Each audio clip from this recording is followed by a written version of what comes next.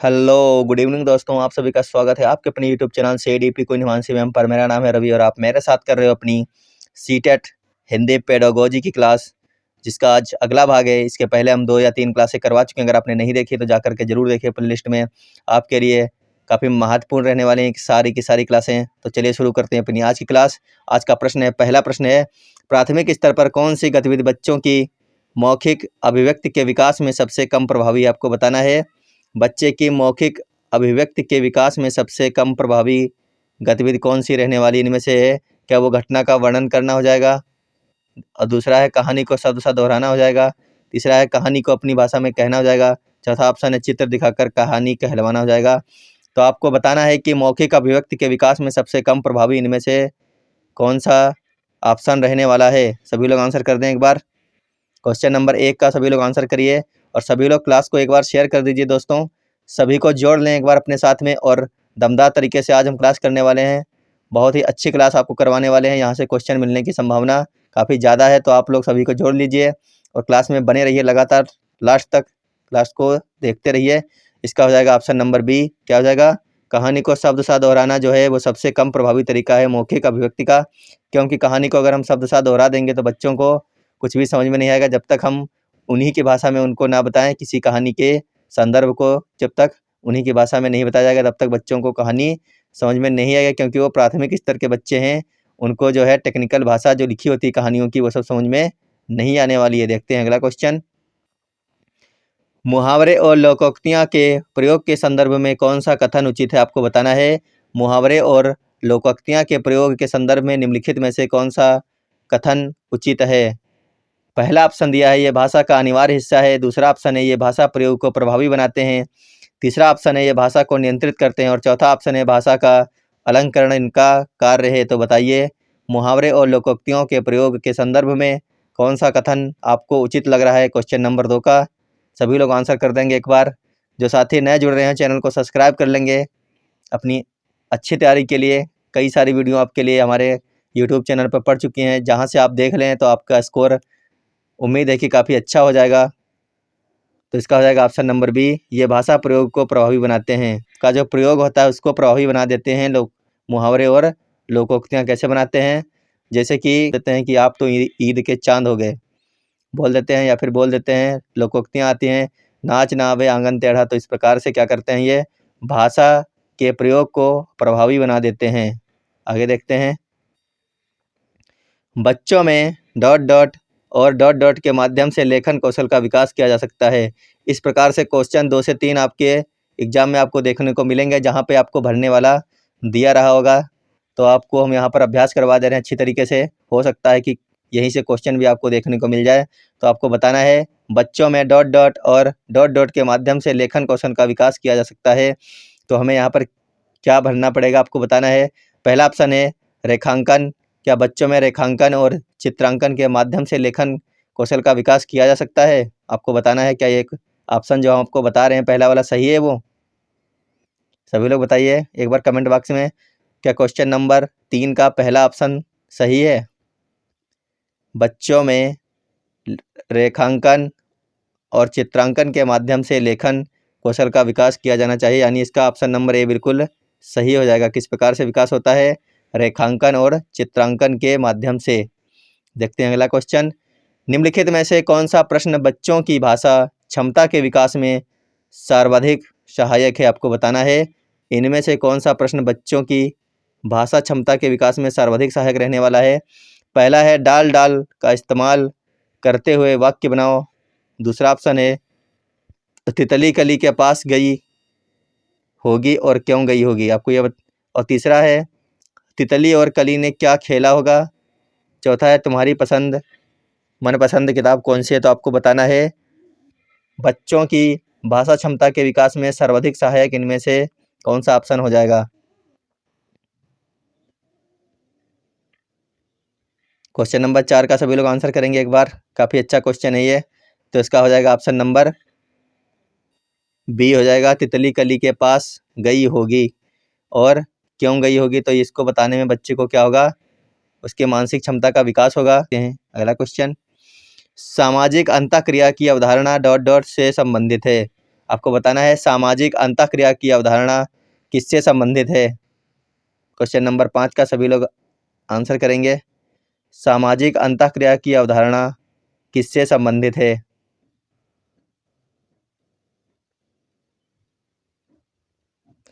तो इसका हो जाएगा ऑप्शन नंबर डी, लेओ वाइगोत्स्की से संबंधित है सामाजिक अंतःक्रिया की अवधारणा। अगला क्वेश्चन देखते हैं। स्किनर ने भाषा सीखने की प्रक्रिया में सर्वाधिक बल दिया। आपको बताना है स्किनर ने भाषा सीखने की प्रक्रिया में सर्वाधिक बल इनमें से किस पर दिया है। क्या वह अंतःक्रिया है, अनुकरण है, या फिर भाषा अर्जन की क्षमता, या फिर सृजनात्मकता है। तो आपको बताना है स्किनर ने भाषा सीखने की प्रक्रिया में सर्वाधिक बल इनमें से किस पर दिया है। क्वेश्चन नंबर 6 का सभी लोग आंसर कर देंगे। क्वेश्चन काफ़ी अच्छे हैं, आप लोग लगातार क्लास में बने रहिए और अपने साथी मित्रों को हमारे साथ में हमारे यूट्यूब चैनल पर लगातार जोड़ते रहिए, क्योंकि आपकी बेहतरीन तैयारी यहाँ पर करवाई जा रही है सीटेट की। तो इसका हो जाएगा ऑप्शन नंबर डी, क्या हो जाएगा, सृजनात्मकता। क्या हो जाएगा, सृजनात्मकता।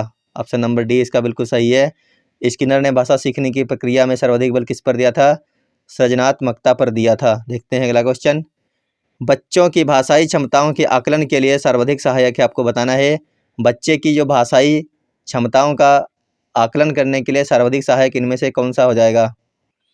बच्चों की परस्पर अनौपचारिक बातचीत, या फिर बच्चों की कक्षा में अनौपचारिक बातचीत, या फिर बच्चों और शिक्षक की परस्पर अनौपचारिक बातचीत। चौथा है बच्चों का शिक्षक द्वारा प्रदत्त अभ्यास कार्य करना। तो इनमें से कौन सा ऐसा ऑप्शन है जो बच्चों की भाषाई क्षमताओं के आकलन के लिए सर्वाधिक सहायक है। क्वेश्चन नंबर 7 का हो जाएगा ऑप्शन नंबर, क्या हो जाएगा, सभी लोग आंसर करिए एक बार। क्वेश्चन नंबर 7 का कौन सा आंसर हो जाएगा।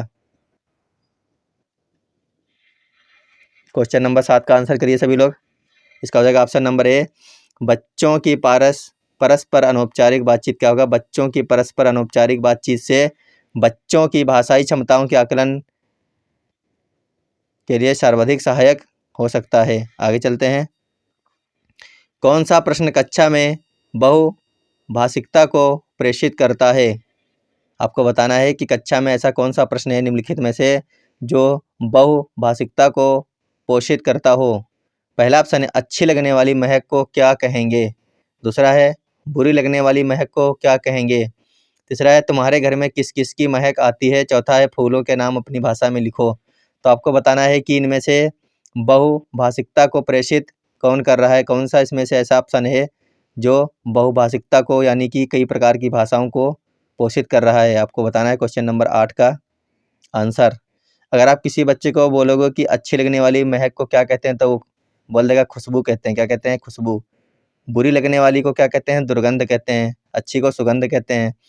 तो एक ही वाक्य में आंसर खत्म हो जा रहा है। इसमें बहुभाषिकता में देखने को नहीं मिल रही ऊपर वाले दोनों में।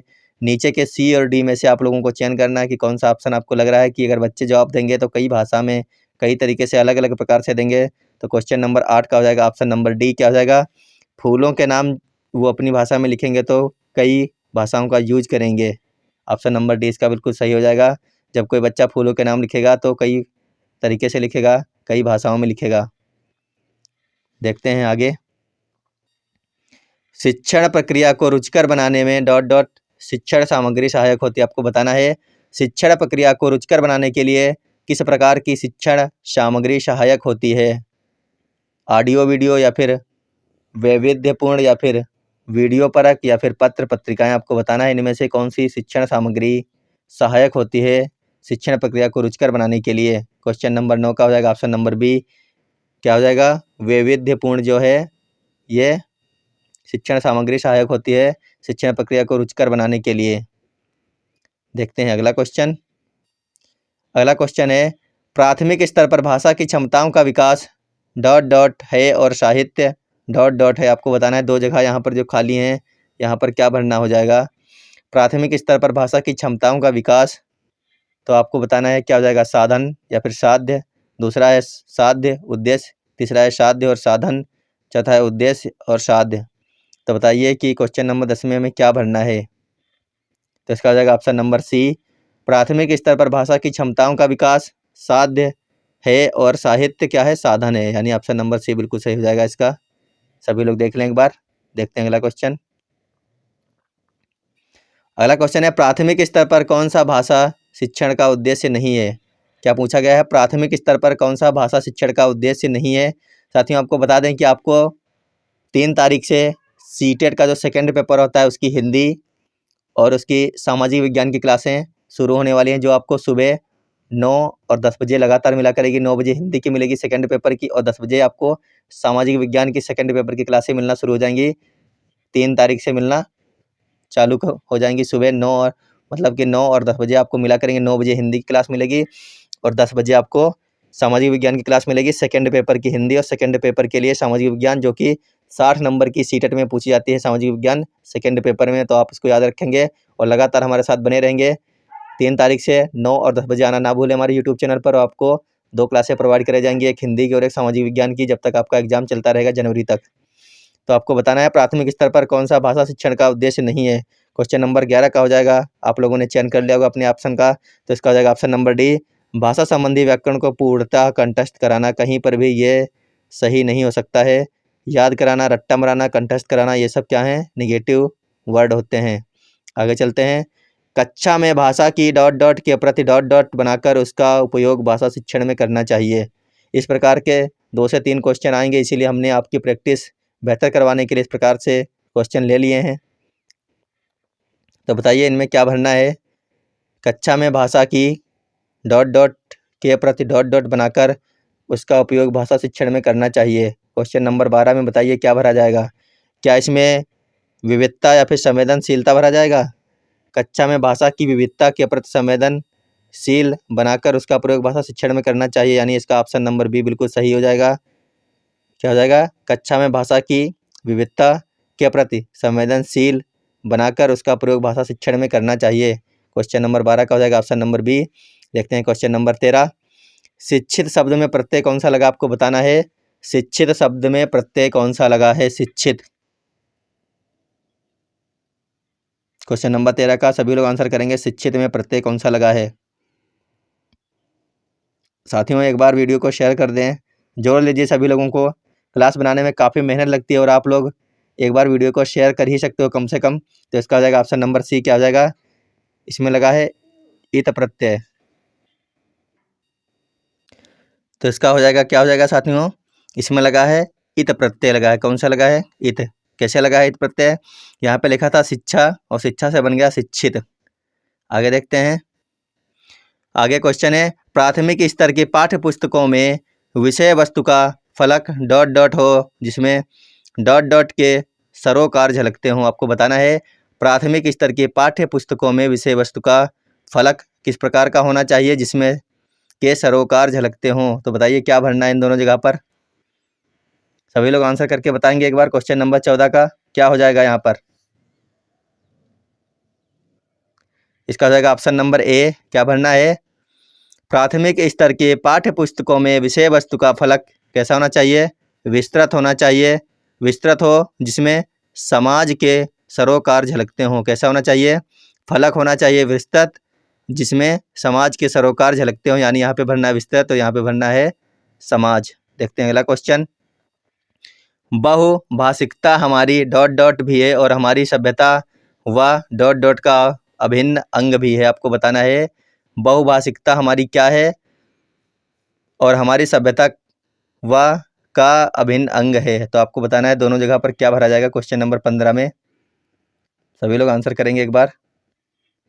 क्या इसमें चुनौती संस्कृति भरा जाएगा या फिर पहचान संस्कृति भरा जाएगा या फिर समस्या और पहचान भरा जाएगा या फिर विडंबना संस्कृति भरा जाएगा।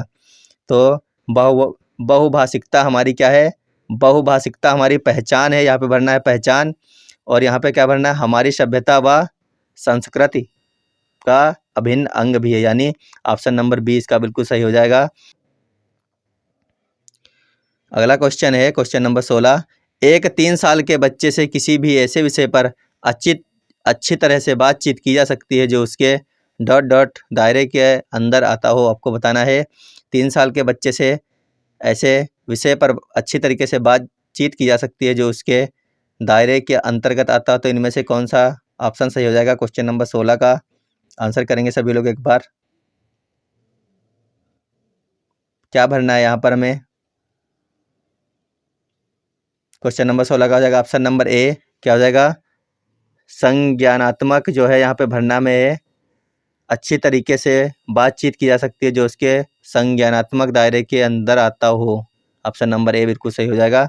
देखते हैं अगला क्वेश्चन, भाषा की कक्षा का माहौल कैसा होना चाहिए? भाषा की कक्षा का माहौल कैसा होना चाहिए? तो ये क्वेश्चन काफ़ी बार आ चुका है एग्जामों में और कई बार हम खुद करवा चुके हैं, 2 से 3 बार। हिंदी की क्लासों में 2 बार करवा चुके हैं। इसका हो जाएगा ऑप्शन नंबर ए, जहां बालकों को उनकी बात कहने और सुनने के अधिक अवसर मिले। भाषा की कक्षा का ऐसा ही माहौल होना चाहिए। ऑप्शन नंबर ए सही हो जाएगा।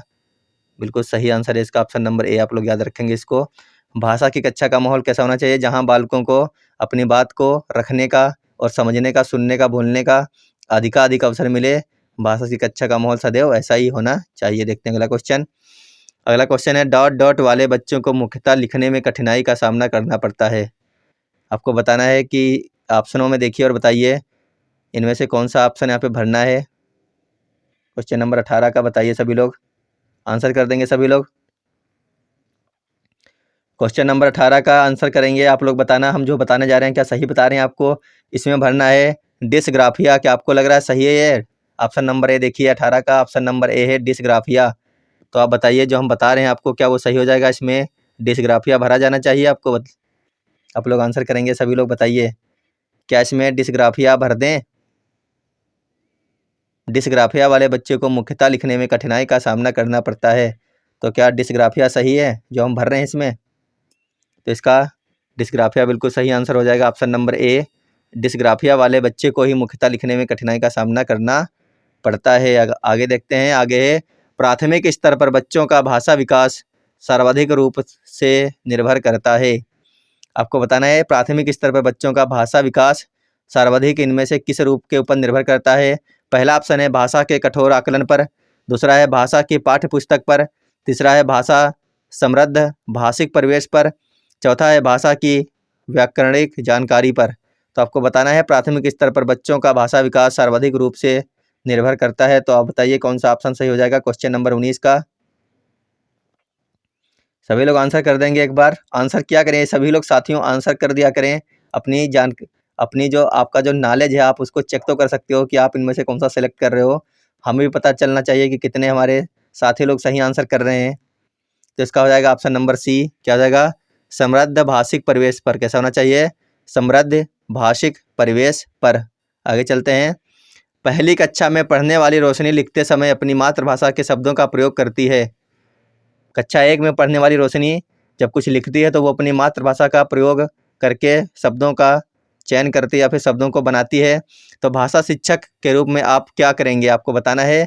जब वो लड़की आपके पास अपनी नोटबुक लेकर के आएगी जिसमें उसने अपनी मातृभाषा में अपने सुलेख को लिखा। पहला ऑप्शन है मातृभाषा वाले शब्द पर लाल घेरा लगा देंगे, दूसरा है मातृभाषा वाले शब्दों का हिंदी अनुवाद लिख देंगे, या फिर मातृभाषा वाले शब्दों को स्वीकार कर लेंगे, या फिर रोशनी को समझाएंगे कि यह गलत लिखा हुआ है या फिर आपने गलत लिखा हुआ है। तो आपको बताइए इनमें से कौन सा ऑप्शन सही हो जाएगा। काफ़ी अच्छा क्वेश्चन है और आराम से सभी लोग आंसर कर देंगे इसका। क्वेश्चन नंबर 20 का हो जाएगा ऑप्शन नंबर सी। मातृभाषा वाले शब्दों को हमेशा क्या करना है? स्वीकार करना है। एनसीएफ में भी ये बोला गया है कि मातृभाषा वाले शब्दों को हमेशा क्या करना है? स्वीकार करना है। एनसीएफ में ये बात बोली गई है, आप इसको याद रखेंगे। देखते हैं अगला क्वेश्चन। बच्चे अपनी जन्मजात भाषा अर्जन क्षमता के सहारे परिवेश में मौजूद भाषा अर्जित करते हैं। क्या कह रहा है कि बच्चे अपनी जन्मजात भाषा अर्जन की क्षमता के सहारे ही अपने परिवेश में मौजूद भाषा को क्या कर लेते हैं? अर्जित कर लेते हैं। यह कथन किसे महत्व नहीं देता? आपको बताना है ये जो कथन है ऊपर वाला ये इनमें से किसे महत्व नहीं देता है। तो ऑप्शन देखिए और आंसर कर दीजिए सभी लोग इसका। क्वेश्चन नंबर 21 का बताइए। पहला ऑप्शन है भाषा समृद्ध भाषा परिवेश को, दूसरा है भाषा नियमों में परिवर्तन को, तीसरा है भाषा नियमों में विस्तार को, चौथा है भाषा अनुकरण करने को। तो बताइए इनमें से यह कथन किसको महत्व नहीं देता? क्वेश्चन नंबर 21 का ऑप्शन नंबर डी, भाषा अनुकरण करने को यह कथन कभी भी महत्व नहीं दे सकता। अगला क्वेश्चन देखते हैं। प्राथमिक स्तर के बच्चों के लिए पाठ्य पुस्तक के निर्माण में आप सर्वाधिक महत्वपूर्ण किसे मानते हैं? आपको बताना है। जो प्राथमिक स्तर के बच्चे की पाठ्य पुस्तक का निर्माण किया जाता है तो इनमें से आप सर्वाधिक महत्वपूर्ण किसे मानते हैं? प्रसिद्ध रचनाएं, भाषा की विभिन्न रंगतें, भाषा का गद्य साहित्य, या फिर प्रसिद्ध लेखक। तो क्वेश्चन नंबर 22 का आंसर कर दिए एक बार सभी लोग। प्राथमिक स्तर के बच्चों के लिए पाठ्य पुस्तक के निर्माण में आप सर्वाधिक महत्वपूर्ण किसे मानते हैं? तो इसका हो जाएगा ऑप्शन नंबर बी, भाषा की विभिन्न रंगतें जो हैं इसका महत्वपूर्ण हो जाएगा। क्या हो जाएगा? भाषा की विभिन्न रंगतें। आगे देखते हैं, बच्चों को लिखना सिखाने में सबसे अधिक महत्वपूर्ण आपको बताना है। बच्चों को लिखना सिखाने में सबसे अधिक महत्वपूर्ण क्या हो जाएगा? सुंदर लेखन, वर्तनी की शुद्धता, या फिर काव्यात्मक भाषा, या फिर विचारों की अभिव्यक्ति। क्वेश्चन नंबर 22 का, क्वेश्चन नंबर 23 का सभी लोग आंसर कर देंगे। बच्चों को लिखना सिखाने में सबसे अधिक महत्वपूर्ण क्या होता है? विचारों की अभिव्यक्ति होता है। क्या होता है? विचारों की अभिव्यक्ति को, यानी ऑप्शन नंबर डी बिल्कुल सही हो जाएगा, विचारों की अभिव्यक्ति।